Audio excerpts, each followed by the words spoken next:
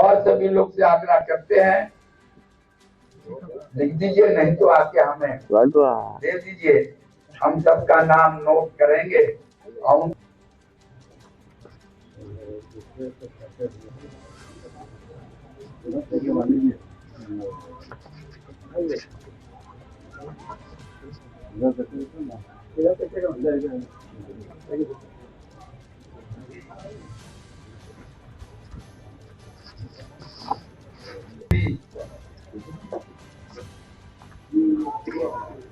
पटना जिला के महाराज भाई कई हैं, बहुत बड़े साहित्यकार हुए।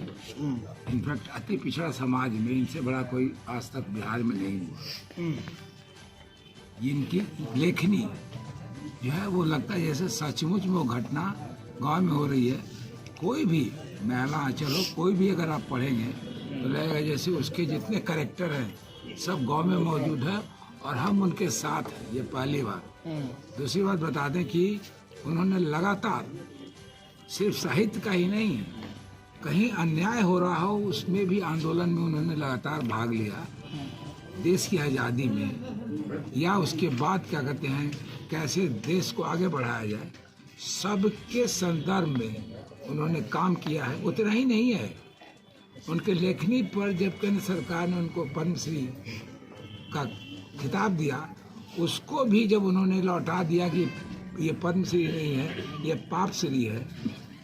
आप समझ सकते हैं कि कितना ज़्यादा क्रांतिकारी उनका लक्ष्य था। कोई ऐसा विभाग नहीं है या कोई ऐसी एक्टिविटी नहीं है, चाहे वह नेपाल में जो राजा या राणा उन लोगों का जो खिलाफत कार्यक्रम चल रहा था उसमें भी उन्होंने जम करके कोइराला परिवार को सपोर्ट किया। कई लेखनी भी लिखी। इसका एक ही माने है कि उनका हृदय क्रांतिकारी था, कोई अन्याय नहीं देख सकते थे और वही एकमात्र लेखक हुए पूरे बिहार में जिन्होंने गांव के बारे में कहा।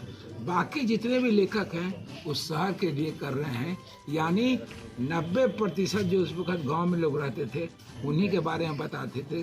बाकी लेखक लोग शहर में रहते थे, शहर के बारे में बताते थे। उन्होंने कई बार ये भी कहा कि मैं शहर में रहता हूँ, महीना 2 महीना 3 महीना के बाद मैं गांव चला जाता हूँ और वहाँ पर आधा धोती पहन के, फटा हुआ गंजी पहन के सब खेत में गलियों में घूमते हैं, लोगों की राय जानना चाहते हैं, लोगों की राय लेते हैं कि बहुत आगे देखते थे, बहुत आगे की चीज़ों को करते थे।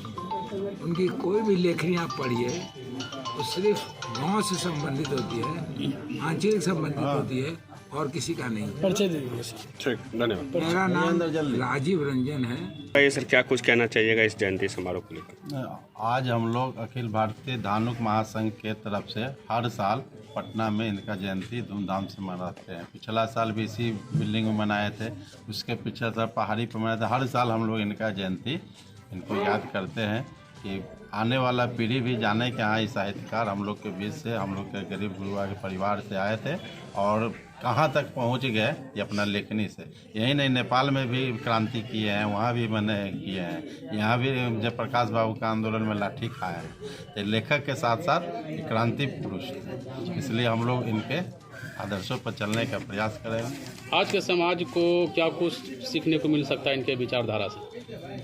ये मैंने जुझारू थे, क्रांतिकारी थे, झुकने वाला नहीं थे। आज के युग में जो है कि किसी बात पर झुक जाता वो नहीं, अपने बात को रखते थे और पूरा मजबूती के साथ रखते थे, उस पर कायम रहते थे, पीछे जाने वाले नहीं थे। लिखे बहुत बढ़िया थे। ठीक है, शंकर प्रसाद अखिल भारतीय धानुक महासंघ के प्रदेश अध्यक्ष। धन्यवाद। परिप्रेक्ष्य में उनके चरित्र के बारे में तो आज एक तरह का गोष्ठी है और बिहार में या राज्य में बहुत तरह के लेखक भी हुए। रेणु साहब का जो साहित्य है, राजीव बाबू कुछ बताए थे कि जो वो बोल रहे हैं लगता है कि वो सामने में है, बैठा हुआ झलक रहा है वो सोच।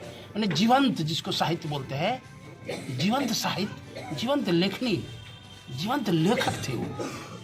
और लेखक जो होता है समाज का एक प्रकार का दर्पण टाइप का काम करता है, दिखाता है कि हमारे समाज के बीच क्या है स्थिति, सामाजिक आर्थिक राजनीतिक क्या है।